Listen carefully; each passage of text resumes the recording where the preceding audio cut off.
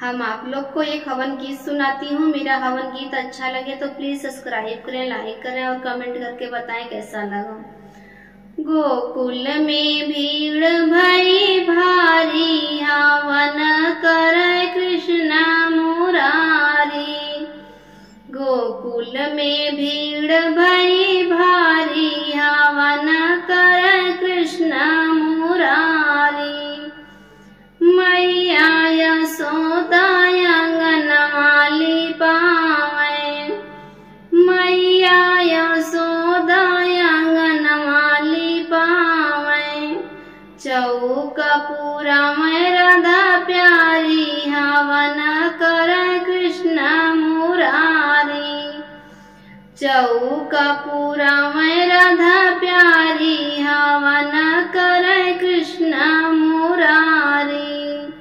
गोकुल में भीड़ भई भारी, हवन करे कृष्ण मुरारी। नंद बाबा लाए फल फूल नारियल, नंद बाबा लाए फल फूल नारियल।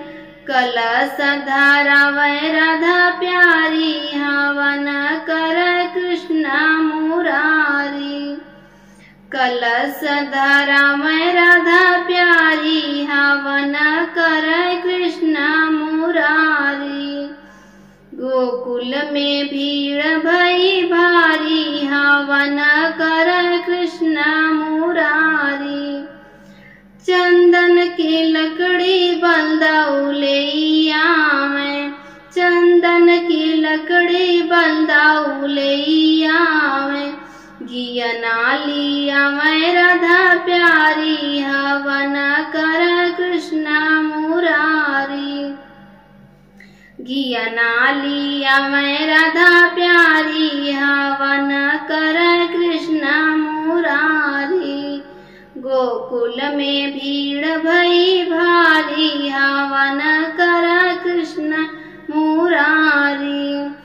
गोपिया न मिली जुली मंगल गावे, गोपिया न मिली जुली मंगल गावे। राधा करे जय जयकारी, हवन करे कृष्ण मुरारी। राधा करे जय जयकारी, हवन करे कृष्ण मुरारी। गोकुल में भीड़ भई भारी, हवन करे कृष्ण मुरारी। हवन होला अंगनवा में, बड़ा निक लागै भवनवा में। हवन होला अंगनवा में, बड़ा निक लागै भवनवा में। पहिला हवन अयोध्या में होला, राजा दशरथ के अंगनवा में। अंगनवा में बड़ा निक लागै भवनवा में, बड़ा निक लागै भवनवा में। दूसरा हवन जनकपुर में होला, राजा जनक के अंगनवा में। अंगनवा में बड़ा निक लागै भवनवा में, बड़ा निक लागै भवनवा में।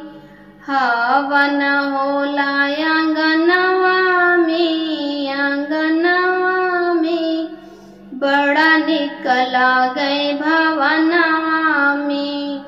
तीसरा हवन गोकुल में होला, तीसरा हवन गोकुल में होला। नंद बाबा के अंगनवा में, अंगनवा में बड़ा निक लागै भवनवा में, बड़ा निक लागै भवनवा में। हवन होला अंगनवा में, अंगनवा में बड़ा निक लागै भवन